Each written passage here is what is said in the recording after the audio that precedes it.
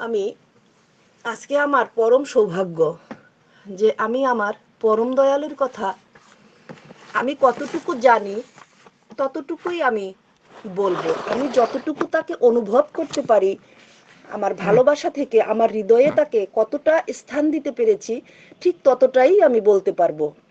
এর বেশি কিন্তু আমি পারবো না। এইটাই কিন্তু সবার হয়। আমার মনে হয়, আমার এই ক্ষুদ্র মনে, যে পরম পিতাকে আমি যতটুকু ভালোবাসবো ঠিক ততটুকুই আমি তার সম্বন্ধে বলতে পারবো। যাই হোক, মা আমাকে বলেছেন যে একটু ইষ্ট প্রসঙ্গ করতে। আমি তো মহা খুশি, মহা খুশি। মানে আমি যতটুকু পারি ততটুকুই বলবো। মাকে বলেছি, আমি কি পারবো? হ্যাঁ মা, আপনি পারবেন, কেন পারবেন না? অবশ্যই মা, যে আমরা তো পরমপিতার সন্তান, তাহলে কেন পারবো না? যে আধো কথার সময় হতে করে করিয়ে যা শেখাবি সেইটিই হবে মোক্ষম ছেলের, হিসেবে চল নয় পস্তাবি। তাহলে আমরা ছোটবেলা থেকেই, আমার জ্ঞান হওয়ার আগে থেকে আমার বাবা, বহু বছর আগে আমার বাবা এই দীক্ষিত ছিলেন। আমাদের গ্রামে প্রথম আমার বাবা দীক্ষিত হয়েছেন। এই নাম আমার বাবার মুখেই মানে আশপাশের গ্রামের লোক শুনতে পেরেছে। তা আমার বাবার একটা ছিল, এমন একটা তার দেহাবরণ ছিল, তাকে দেখলেই ভক্তি হইতো। যে আমাকে দেখলে বোঝো আমার ঠাকুর কেমন, আমার ঠাকুর ঘর কেমন, তাই না? ঠিক ওই রকম আমার বাবাকে দেখলে ওই রকম ভক্তি হইতো। আমার মা, যে কি সুন্দর মাথায় কাপড়, কি সুন্দরভাবে সংসার করা, সব কিছু মিলিয়ে যে প্রকৃত ঠাকুরের লোক। তাহলে সেই ঘরের মেয়ে আমরা, জন্ম থেকে আমরা কোনোদিন বিকালবেলা খেলতে যেতে পারিনি। কারণ কি? আমরা গেলে আমার বন্ধু বান্ধবরা বলতো যে ওরা কিন্তু অল্প একটু খেলবে, জানিস, ওরা না প্রার্থনার সময় হলে চলে যায়। এইটাই তো আমাদের পরম পাওয়া। মাকে দেখতাম, বাবার যখন ওই আড়ত ছিল, আড়ত থেকে আসার আগেই ব্যবসা করতেন আমার বাবা, দেখতাম কি ঘর দরজা সমস্ত কিছু কমপ্লিট পরিষ্কার পরিচ্ছন্ন করে বাবার আসনখানা সে পাতিয়ে রাখতেন। যে বাবা আসুক বা না আসুক কাজে, ব্যবসার কাজে, কিন্তু তার আসনখানা ঠিক ওইভাবেই পাতা থাকতো। ঠিক এইভাবেই তো ঠাকুরের কাজ করতে হয়। ঠাকুরের কাজ আমরা ওই মানে মার কাছ থেকেই পেয়েছি, শিখেছি সদাচার সমস্ত কিছু। তাহলে এইটাই আমার বড় মার কাছে আমরা এই যে মাতৃ সম্মেলন কেন করব? মাতৃ সম্মেলনের আমাদের করার সার্থকতাটা কখন হবে? যখন আমরা আমার বড় মায়ের কর্মকুশলতা কিভাবে সে করেছে, সদাচার কিভাবে পালন করেছে, স্বামীকে কিভাবে শ্রদ্ধা ভক্তি, সংসারের অন্য সকলকে কিভাবে করেছে, সেইটা যদি আমাদের মধ্যে চারিয়ে দিতে না পারি, তাহলে আমাদের মাতৃ সম্মেলনের কোনো সার্থকতা নেই আমার মনে হয়। যাই হোক, যখন আমাকে দেখলে বুঝবে যে আমরা সৎসঙ্গী, যে মা এত সদাচার, এত পরিষ্কার কিভাবে হয়, এটা একমাত্র এই ঠাকুরের চরণাশ্রিত হলে পরেই এটা আসে, নতুবা আসে না। আমি বলবো, গ্যারান্টি দিয়ে বলবো, আমি গ্যারান্টি নিচ্ছি যে ঠাকুরকে যে গ্রহণ করে তার মধ্যে সদাচার জিনিসটা আসবেই আসবে। কারণ আমার ঠাকুরের শিক্ষা, নিয়ম শৃঙ্খলা সমস্ত কিছু A to Z, সমস্ত কিছুর মধ্যে একটা শৃঙ্খলা আছে। তাই আমি মায়েদেরকে, আমিও মা, মায়েদেরকে এমনভাবে তৈরি হইতে হয় যে মা যেইভাবে গড়ে ওঠে সমস্ত সংসারটাকে গড়ে উঠায়। তারপরে পাড়া প্রতিবেশী, তারপরে সমাজ, তারপরে রাষ্ট্র। যে আমাকে একটা ভালো মা দাও, আমি তোমাকে একটা ভালো জাতি দেব। কিভাবে হবে? তাহলে এখন এই যে দেখেন মায়েরা, আমরা কিন্তু দেব সন্তান সমাজে পৃথিবীকে উপহার দিতে পারি না। কার যেন একটা আইডি খোলা আছে মাগো, প্লিজ দয়া করে একটু আইডিটা বন্ধ করবেন মা।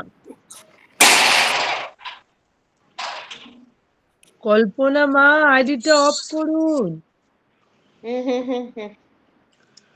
আর অফ থাকতে করুন, হবে কি? ভাবটা নষ্ট ভালোবাসা। হয়ে যাবে। জয় গুরু। আর থাকতে হবে আমাদের ভালোবাসা।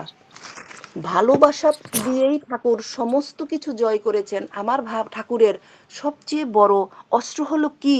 ভালোবাসা। ঠাকুর বলেছেন যে ভালোবাসার টান কর্মে আনে সফলতা, জীবনে উত্থান। তা ভালোবাসা দিয়ে সমস্ত কিছু জয় করা যায়। ছাত্র যখন পড়া পারে না, টিচার যখন মারে, তখন কিন্তু তার পড়াটা মুখস্থ হয় না। যখন মাথায় হাত বুলিয়ে বলে বাবা পড়ো, তুমি তো ভালো ছেলে, তুমি গুড বয়, ওইটা সেটা অনেক কিছু যখন, মানে সে যখন আদর পায়, আদর পেলে সে কিন্তু সেই কাজটা অতি সহজে করে দেয়। কিন্তু আমরা সেটা না করে কি করি? না করে তার উপরে চড়াও হই। যেমন এই যে কুকুর, বিড়াল, ছানা, সমস্ত কিছু জিনিস, তাদেরকে যখন আদর করি তখন কিন্তু তারা লেজটা নাড়ে। লেজটা নাড়ে মানে সে খুব খুশি হয়েছে, তাকে যে আদর করেছি এটাতে সে খুব খুশি হয়েছে। এইটাই। তাহলে ভালোবাসা দিয়ে আমাদের সমস্ত কিছু অর্জন করতে হবে। অর্জন যদি আমরা না করতে পারি তাহলে আমাদের মাতৃ সম্মেলনের কোনো সার্থকতা নেই। আমি একই কথা বারবার বলবো। কেন বলবো?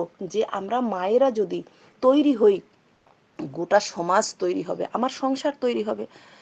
এক এক বাড়িতে দুই পাশে দুইটা ছিল, ফ্যামিলি ছিল, ভাড়া ভাড়া ছিল।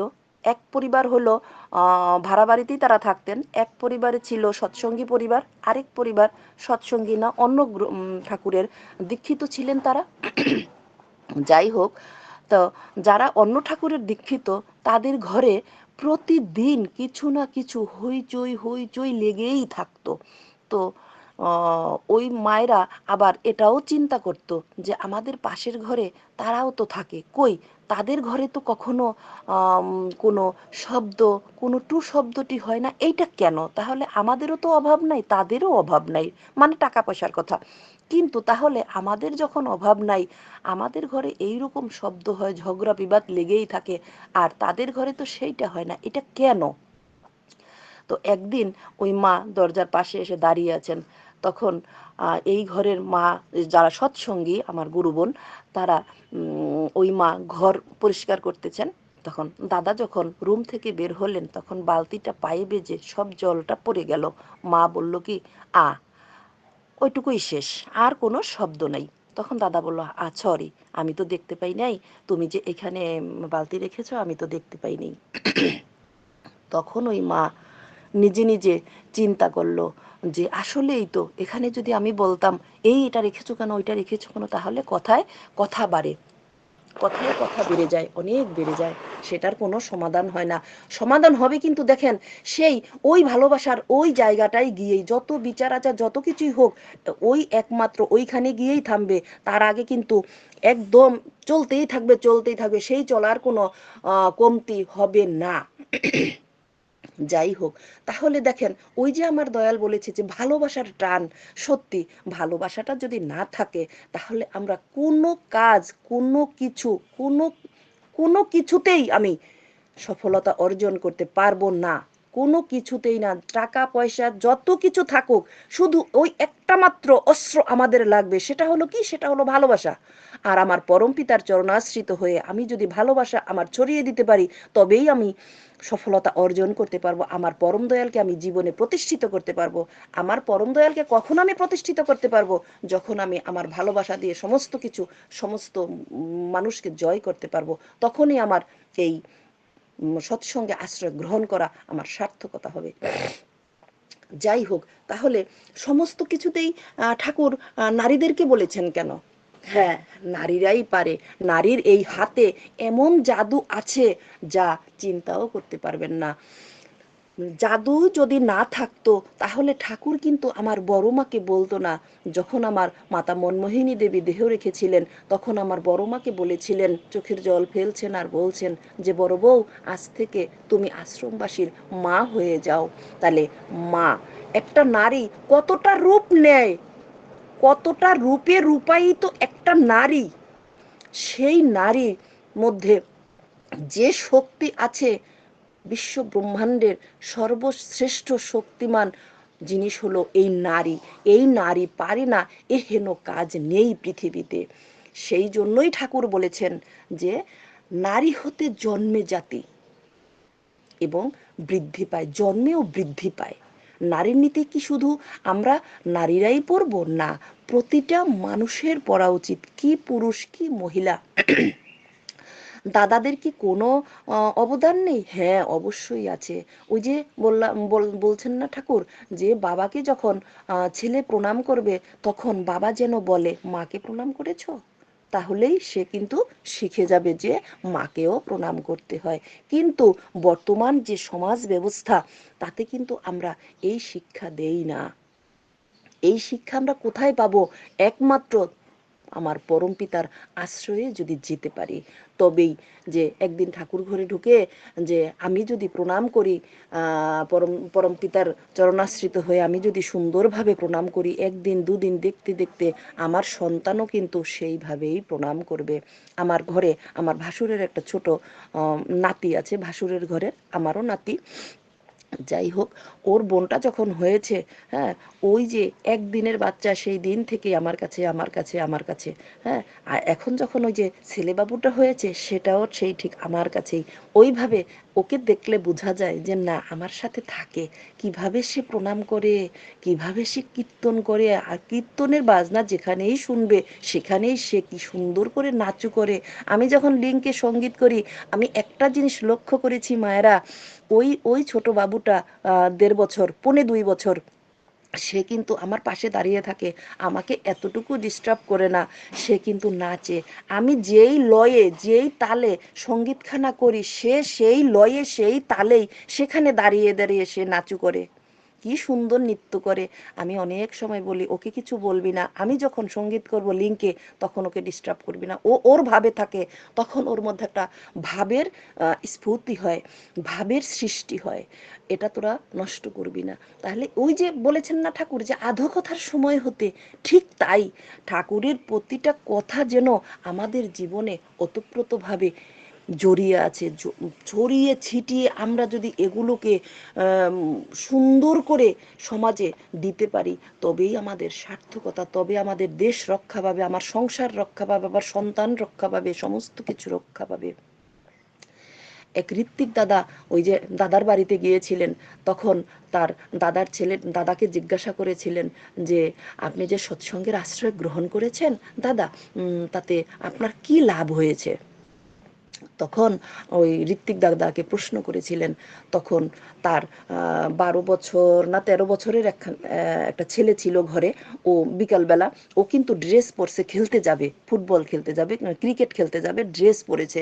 কিন্তু সে করলো কি, ওই ড্রেস পরে বাবার চেয়ারখানা ধরে দাঁড়িয়েই আছে। ওই যে ঋত্বিক দাদা আর এই যে বাবা কথা বলতেছে, সেগুলো সে মনোযোগ সহকারে শুনতে আছে। সে কিন্তু আর খেলতে গেল না। তখন ঋত্বিক দাদা বলছেন ওই দাদাকে, যে দাদা, এটাই হলো আপনার এই যে সদ্গুরুর আশ্রয় গ্রহণ করেছেন, এই যে সার্থকতা, এখানেই আপনার ছেলে সকলে খেলতে চলে গেল, কিন্তু আপনার ছেলেখানা কিন্তু খেলতে গেল না। মাগো, সময় হলে আমাকে একটু প্লিজ বলবেন। ওই চোখ চোখ বন্ধ করে বলি তো আর খেয়াল থাকে না মা। যাই হোক, আমরা আমাদের সংসারে, আমাদের সমস্ত জায়গায় আমরা কি করব?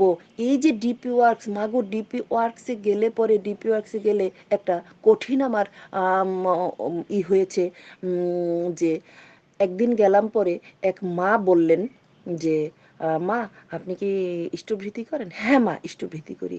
প্রতি মাসে কি পাঠান মা? হ্যাঁ, পাঠাই। তো প্রার্থনা সন্ধ্যান্নিক সমস্ত কিছু হয়। তখন বলল, মা, প্রার্থনা করতে পারি না। কেন পারেন না মা? কি অসুবিধা? তখন বলল, আমার ছেলের তখন টিচার আসে ঘরে, সন্ধ্যাবেলা তার টিচার ঘরে আসে, সেই জন্য সে প্রার্থনা করতে পারে না। সে যদি প্রার্থনা করে, তাহলে তার সন্তানের পড়ায় বেঘাত ঘটবে মাগো। আমরা কোথায় আছি?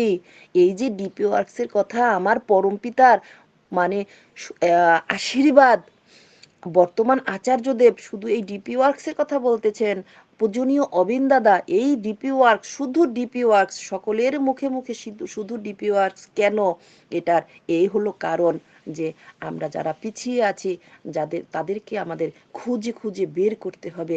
তারা কোথায় আছে, কোন কোনায় লুকিয়ে আছে, সেই কোনা থেকে একদিনে নয়, দুদিনে নয়, 3 দিনে নয়, দিনের পর দিন হাঁটতে হবে তাদেরকে এই পথে আনার জন্য। ওই যে ঠাকুর যখন বলছিলেন যে দীক্ষা দাও, দীক্ষা দাও, দীক্ষার কথা, তখন ঠাকুরকে জিজ্ঞাসা করেছিলেন যে ঠাকুর, আপনি শুধু দীক্ষার কথা কেন বলেন? তখন ঠাকুর বলেছিলেন, তবু যে দুটো লোককে বাঁচাতে পারি, তাহলে সদ্গুরুর এই দীক্ষা কতখানি জায়গা জুড়ে আছে আমরা চিন্তা করতে পারি না। এক চিন্তা দু করতে, মিনিট বলবেন, ঠিক আছে? জয়গুরু মা। বলছি আর 1-2 মিনিট বলবেন। আগে আমরা আগে যাই হোক, আজকে আমার দেখেন যে কত পরম সৌভাগ্য, আমি আমার পরম পিতার কথা আপনাদের কাছে তুলে ধরেছি, আমি বলতেছি, প্রতিদিনই তো শুনি, প্রতিটা লিঙ্কে, এক এক দিন এক এক লিঙ্কে, বিশেষ করে বাংলাদেশের সাতক্ষীরা লিঙ্ক, আপনারা হয়তো সবাই যুক্ত হন, সবাই জানেন এই লিঙ্কটা। সেখানে প্রতিনিয়ত থাকি বা পার্টিসিপেন্ট করারও একটা সুযোগ হয়, আমার পরমপিতা সেটা করে দিয়েছেন সেই করোনাকালীন থেকে। তাহলে আমরা কতটুকু শিখতে পেরেছি, কতটুকু জানতে পেরেছি, সেটা হবে আমরা যখন আপনাদের মাঝে সেটাকে প্রমাণ করতে পারবো, সেই প্রমাণে প্রমাণিত হব যে আমি সত্যিকারের আমার পরম দয়ালের মানুষ হয়ে, সন্তান হয়ে উঠতে পেরেছি। মাগো, এখানে যারা আমরা উপস্থিত আছি, আমি এবং আজকে যাদের উদ্দেশ্যে ভোগ নিবেদন করা হয়েছে, আমি প্রত্যেকের, যারা যুক্ত হতে পারেননি, প্রত্যেকের শান্তি, স্বস্তি, মঙ্গল কামনা করি। আমরা সকলেই আমার পরম দয়ালকে নিয়ে থাকবো, মহা আনন্দে থাকবো, একে অপরের দুঃখ বেদনা সমস্ত কিছু মাথায় করে নিয়ে তাদেরকে সান্ত্বনা দিয়ে তারপরে আমরা চলবো। আমি সকলের শান্তি, স্বস্তি, মঙ্গল কামনা করি। আর আমার মাকে মানে ধন্যবাদ দিলে আমার ছোট করা হবে। পরম পিতারও এটা, তার উপরে আমার শিবরা সরকার মার বর্ষিত হয়েছে যে তাকে দিয়ে কিছু বলা, এটাও আমার সৌভাগ্য। যাই হোক, আমি মায়ের শান্তি, স্বস্তি, মঙ্গল কামনা করি। এখানে যারা উপস্থিত হয়েছে সকলের শান্তি, স্বস্তি, মঙ্গল কামনা করে আমরা পরমপিতার আতুল শ্রীচরণে সকলের জন্য প্রার্থনা জানাই, আমরা যেন তার হয়ে উঠি। ভুল ত্রুটি ক্ষমা সুন্দর দৃষ্টিতে দেখবেন মাগো। জয় গুরু, জয় গুরু।